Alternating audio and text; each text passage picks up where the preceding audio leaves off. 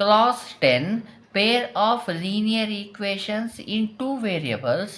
Exercise 3.1, second problem. On comparing the ratios a1 by a2, b1 by b2 and c1 by c2, find out whether the lines representing the following pair of linear equations intersect at a point or parallel or coincident. Okay, ಈ ಕ್ವಶನ್ನ meaning ಇಷ್ಟೇ. ಅವರು ಕೊಟ್ಟಿರುವಂಥ pair of linear ಈಕ್ವೇಷನ್ನ ಸಹಾಯದಿಂದ a1/a2, b1/b2, c1/c2 ರೇಷಿಯೋಗಳ ವ್ಯಾಲ್ಯೂಗಳನ್ನು compare ಮಾಡಿ ಅವರು ಕೊಟ್ಟಿರುವಂಥ pair of linear ಈಕ್ವೇಷನ್ಗಳು ಇಂಟರ್ಸೆಕ್ಟ್ ಅಟ್ ಎ ಪಾಯಿಂಟ್ ಆಗಿದೆಯಾ ಅಂದರೆ, ನಾವು ಪೇರ್ ಆಫ್ ಲೀನಿಯರ್ ಈಕ್ವೇಷನ್ನ ಗ್ರಾಫನ್ನು ಹಾಕಿದಾಗ ನಮಗೆ 2 ಲೈನ್ಸ್ಗಳು ಬರ್ತದೆ. ಆ 2 ಲೈನ್ಗಳು ಇಂಟರ್ಸೆಕ್ಟ್ ಆಗಿದೆಯಾ ಅಥವಾ ಆರ್ ಪ್ಯಾರಲಲ್ ಆಗಿದೆಯಾ ಅಂದರೆ 2 ಪ್ಯಾರಲಲ್ ಲೈನ್ಸ್ಗಳು ಬಂದಿದೆಯಾ, ಆರ್ ಕೋಇನ್ಸಿಡೆಂಟ್ ಆಗಿದೆ ಅಂದರೆ ಆ 2 ಲೈನ್ಗಳು ಒಂದ್ರ ಮೇಲೆ ಒಂದು ಬಂದಿದೆಯಾ ಅನ್ನೋದನ್ನು ನಾವೇನು ಮಾಡಬೇಕಾಗಿದೆ, ಫೈಂಡ್ ಮಾಡಬೇಕಾಗಿದೆ. Okay, first question 5x - 4y + 8 = 0, 7x + 6y - 9 = 0 ಇದೆ. ಇದರಲ್ಲಿ ಏನು ಮಾಡೋಣಪ್ಪ ಅಂದರೆ, ಎರಡೂ ಲೀನಿಯರ್ ಈಕ್ವೇಷನ್ಗಳನ್ನು ಸಪ್ರೇಟಾಗಿ ಬರ್ಕೊಂಡು ಸ್ಟ್ಯಾಂಡರ್ಡ್ ಫಾರ್ಮಿಗೆ ಕಂಪೇರ್ ಮಾಡಿ a1 b1 c1 a2 b2 c2 ವ್ಯಾಲ್ಯೂಗಳನ್ನು ಫಸ್ಟಿಗೆ ಬರ್ಕೊಳ್ಳೋಣ. ನೋಡಿ, first linear equation 5x - 4y + 8 = 0 ಇದೆ. ಇದು ಯಾವ ಫಾರ್ಮಲ್ಲಿ ಇದೆ ಅಂದರೆ a1x + b1y + c1 = 0 ಫಾರ್ಮಲ್ಲಿದೆ. ಓಕೆ, ಇವೆರಡನ್ನು ಕಂಪೇರ್ ಮಾಡಿ ನಾವು a1 b1 c1 ವ್ಯಾಲ್ಯೂಗಳನ್ನು ಬರೆಯೋಣ. ನೋಡಿ, ಎಕ್ಸ್ ಅನ್ನು ಬಿಟ್ಬಿಟ್ರೆ a1 ಅಂದರೆ ಏನಾಗಿರುತ್ತೆ, a1 ಅಂದರೆ +5 ಆಗಿರುತ್ತೆ. ವೈಯನ್ನು ಬಿಟ್ಟರೆ b1ನ ವ್ಯಾಲ್ಯೂ ಏನಾಗಿರುತ್ತೆ, -4 ಆಗಿರುತ್ತೆ. ಸೈನ್ ಸಮೇತ ಬರಿಬೇಕು. ಓಕೆ, c1ನ ವ್ಯಾಲ್ಯೂ ಏನಾಗಿರುತ್ತೆ, +8 ಆಗಿರುತ್ತೆ. ಅದೇ ರೀತಿ second linear equation ಬರ್ಕೊಳ್ತೀನಿ. 7x + 6y - 9 = 0. ಇದು ಯಾವ ಫಾರ್ಮಲ್ಲಿ ಇರುತ್ತೆ, a2x + b2y + c2 = 0. ಇಲ್ಲಿ a1 b1 c1 ಬಂದರೆ ಇಲ್ಲಿ a2 b2 c2 ಬರುತ್ತೆ. ಓಕೆ, ಇವೆರಡನ್ನ ಕಂಪೇರ್ ಮಾಡಿ ನಾವು a2 b2 ಮತ್ತು c2 ವ್ಯಾಲ್ಯೂಗಳನ್ನು ಬರ್ಕೊಳ್ಳೋಣ. ನೋಡಿ, ಎಕ್ಸನ್ನು ಬಿಟ್ಟರೆ a2 ಪ್ಲೇಸಲ್ಲಿ ಏನಿದೆ, +7 ಇದೆ. ನೆಕ್ಸ್ಟ್ b2 ಪ್ಲೇಸಲ್ಲಿ ಏನಿದೆ, +6 ಇದೆ. ನೆಕ್ಸ್ಟ್ c2 ಪ್ಲೇಸಲ್ಲಿ ಏನಿದೆ, -9 ಇದೆ. ನಮಗೆ ಅಷ್ಟು ಕೋಎಫಿಷಿಯೆಂಟ್ಗಳ ವ್ಯಾಲ್ಯೂಗಳು ಸಿಕ್ಕಿದೆ. ಈಗ ಏನು ಮಾಡೋಣ, ಈ ರೇಷಿಯೋಗಳನ್ನು ಫೈಂಡ್ ಮಾಡ್ಕೊಂಬಿಡೋಣ. ಮೊದಲನೇ ರೇಷಿಯೋ a1/a2 ಅಲ್ವಾ. a1ನ ವ್ಯಾಲ್ಯೂ ಏನಿದೆ, +5 / a2ವಿನ ವ್ಯಾಲ್ಯೂ ಏನಿದೆ, 7 ಇದೆ. ನೋಡಿ, 5/7 ಬಂದಿದೆ. ಇದನ್ನು ಸಿಂಪ್ಲಿಫೈ ಮಾಡೋದು ಬರೋದಿಲ್ಲ, ಹಾಗಾಗಿ ಇಲ್ಲಿಗೆ ಸ್ಟಾಪ್ ಮಾಡ್ತೀನಿ. Next ratio b1/b2. ಓಕೆ, b1ನ ವ್ಯಾಲ್ಯೂ ಎಷ್ಟು, -4 / b2ವಿನ ವ್ಯಾಲ್ಯೂ ಏನಿದೆ, 6 ಇದೆ. ಸಿಂಪ್ಲಿಫೈ ಆದರೆ ಸಿಂಪ್ಲಿಫೈ ಮಾಡಿ. ಎಸ್, ನೋಡಿ, 2 ಟೇಬಲಿಂದ ಡಿವೈಡ್ ಆಗುತ್ತೆ. 2 2s are 4, 2 3s are 6. Answer ಏನು ಬರುತ್ತೆ, -2/3 ಆಯಿತು. ಇದು ಮತ್ತೆ ಸಿಂಪ್ಲಿಫೈ ಆಗೋದಿಲ್ಲ. ನೆಕ್ಸ್ಟು c1/c2 ವ್ಯಾಲ್ಯೂನ ಮಾಡೋಣ. c1 ಅಂದರೆ ಎಷ್ಟು, ನೋಡಿ, c1 ಅಂದರೆ 8 / c2 ಅಂದರೆ ಏನಿದೆ, -9 ಇದೆ. 8 ಮತ್ತು 9 ಯಾವ್ದಾರ ಟೇಬಲಲ್ಲಿ ಬರುತ್ತಾ ಅಂದರೆ ಯಾವ ಟೇಬಲಲ್ಲೂ ಬರೋದಿಲ್ಲ. ಆದರೆ ಡಿನಾಮಿನೇಟರಲ್ಲಿ ನಮಗೆ ಮೈನಸ್ ಬರೋಂಗಿಲ್ಲ, ಅದು ನ್ಯೂಮರೇಟರಲ್ಲೇ ಇರಬೇಕು. ನೋಡಿ, ನ್ಯೂಮರೇಟರ್ ಪ್ಲಸ್ ಇದೆ ಅಲ್ವಾ, +/ - +/ ಅಂದರೆ -8/9 ಆಗೋಯಿತು. ಓಕೆ, ಈಗೇನು ಮಾಡ್ತೀನಪ್ಪ ಅಂದರೆ, ನಾನು ಈ ರೇಷಿಯೋಗಳಿದೆಯಲ್ಲ, a1/a2, b1/b2, c1/c2 ಇದೆಯಲ್ಲ, ಈ ರೇಷಿಯೋಗಳ ವ್ಯಾಲ್ಯೂಗಳನ್ನು ಒಂಚೂರು ಕಂಪೇರ್ ಮಾಡ್ತಾ ಹೋದರೆ ನೋಡಿ, a1/a2ನ ವ್ಯಾಲ್ಯೂ 5/7 ಇದೆ.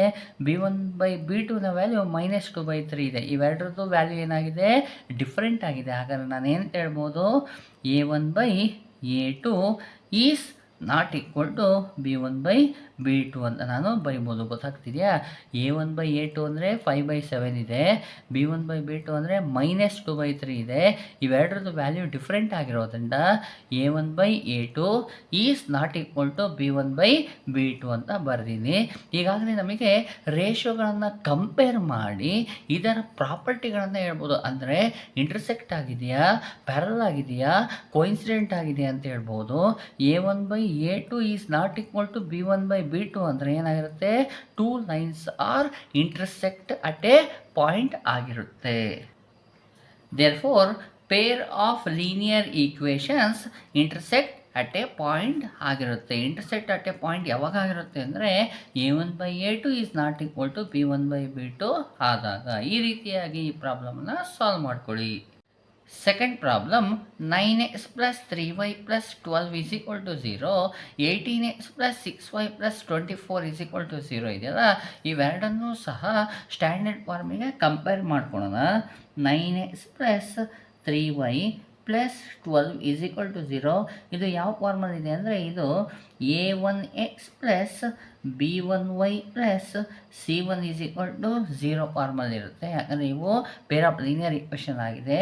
ಓಕೆ, ಈಗ ಏನು ಮಾಡೋಣ, a1 ವ್ಯಾಲ್ಯೂಯನ್ನು ಬರಿತೀನಿ. ನೋಡಿ, a1ನ ಪ್ಲೇಸಲ್ಲಿ ಏನಿದೆ +9 ಇದೆ. b1ನ ವ್ಯಾಲ್ಯೂ ಏನಾಗಿದೆ, b1ನ ವ್ಯಾಲ್ಯೂ +3 ಇದೆ. c1ನ ವ್ಯಾಲ್ಯೂ ಏನಿದೆ, c1ನ ವ್ಯಾಲ್ಯೂ +12 ಇದೆ. ಓಕೆ, ನೆಕ್ಸ್ಟ್ ಲೀನಿಯರ್ ಇಕ್ವೇಷನ್ ಬರ್ಕೊಳ್ತಾ ಇದ್ದೀನಿ. 18x + 6y + 24 is equal to 0 ಇದೆ. ಇದು ಯಾವ ಫಾರ್ಮಲ್ ಇದೆ ಅಂದರೆ ಇದು a2x + b2y + c2 is equal to 0 formal ಇದೆ. ಓಕೆ, ಈಗ ಮಾಡೋಣ, a2 ವ್ಯಾಲ್ಯೂ ಬರ್ತೀನಿ. ನೋಡಿ, a2 ಪ್ಲಸಲ್ಲಿ ಏನಿದೆ +18 ಇದೆ. b2 ಪ್ಲಸಲ್ಲಿ ಏನಿದೆ ಅಂತ ನೋಡಿದರೆ b2 ಪ್ಲಸಲ್ಲಿ +6 ಇದೆ.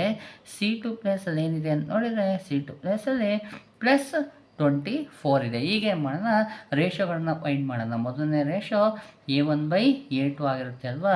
a1ನ ವ್ಯಾಲ್ಯೂ +9 ಇದೆ, a2ವಿನ ವ್ಯಾಲ್ಯೂ ಏನಿದೆ +18 ಇದೆ. 9 ಮತ್ತು 18 ಬಂದಿದೆ, ಎಷ್ಟು ಸಿಂಪ್ಲಿಫೈ ಆಗುತ್ತೆ, 9 ಟೇಬಲ್ನ ಡಿವೈಡ್ ಆಗುತ್ತೆ. 9 1s 9, 9 2s 18 +1/2 ಬಂತು. ನೆಕ್ಸ್ಟ್ b1/b2 ವ್ಯಾಲ್ಯೂವನ್ನು ಫೈಂಡ್ ಮಾಡೋಣ, ರೇಷೋವನ್ನು ಫೈಂಡ್ ಮಾಡೋಣ. b1/b2 ರೇಷೋ ಫೈಂಡ್ ಮಾಡೋಣ. b1ನ ವ್ಯಾಲ್ಯೂ ಏನಿದೆ 3 ಇದೆ, /b2ವಿನ ವ್ಯಾಲ್ಯೂ ಏನು ಬಂದಿದೆ 6 ಇದೆ. ಡಿವೈಡ್ ಆಗುತ್ತಾ, ಎಸ್, 3 ಟೇಬಲ್ ಡಿವೈಡ್ ಆಗುತ್ತೆ. 3 1s 3, 3 2s 6, ಎಷ್ಟು ಬಂತು, 1/2 ಬಂತು. ನೆಕ್ಸ್ಟ್ ರೇಷೋ ಯಾವುದು, c1/c2 ಅಲ್ವಾ. ಓಕೆ, c1ನ ವ್ಯಾಲ್ಯೂ ಏನು 12, /c2ವಿನ ವ್ಯಾಲ್ಯೂ ಎಷ್ಟು 24. ಇದು ಎರಡು ಡಿವೈಡ್ ಆಗುತ್ತಾ, ಎಸ್, 12 ಟೇಬಲ್ ಡಿವೈಡ್ ಆಗುತ್ತೆ. 12 1s 12, 12 2s 24, ಎಷ್ಟು ಬಂತು ಆನ್ಸರ್ 1/2 ಬಂದಿದೆ.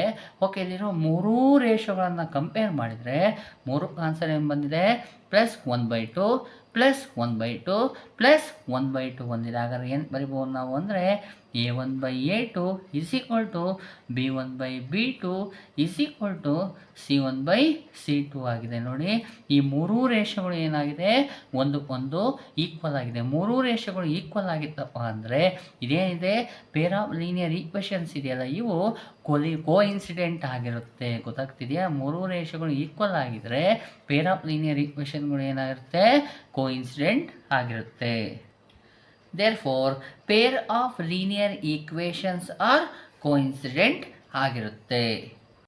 Third problem, 6x minus 3y plus 10 is equal to 0, 2x minus y plus 9 is equal to 0. Okay, ಈ ಪೇರ್ ಆಫ್ ಲೀನಿಯರ್ ಈಕ್ವೇಷನ್ಗಳನ್ನು ಸ್ಟ್ಯಾಂಡರ್ಡ್ ಫಾರ್ಮ್ ಒಂದಿಗೆ ಕಂಪೇರ್ ಮಾಡಿ a1 b1 c1 a2 b2 c2 ವ್ಯಾಲ್ಯೂಗಳನ್ನು ಬರಿತಾ ಹೋಗ್ಬಿಡೋಣ.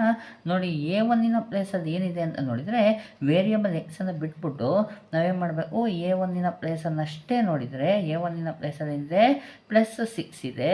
ಎಸ್, b1ನ ಪ್ಲೇಸಲ್ಲಿ ಏನಿದೆ ಅಂತ ನೋಡಿದರೆ ನೋಡಿ, b1ನ ಪ್ಲೇಸಲ್ಲಿ ಎಸ್ ಏನಿದೆ -3 ಇದೆ. c1ನ ಪ್ಲೇಸಲ್ಲಿ ಏನಿದೆ ಅಂತ ನಾವು ನೋಡಿದರೆ +10 ಇದೆ. ಅದೇ ರೀತಿ a2 ವ್ಯಾಲ್ಯೂನ ಬರ್ಬಿಡೋಣ.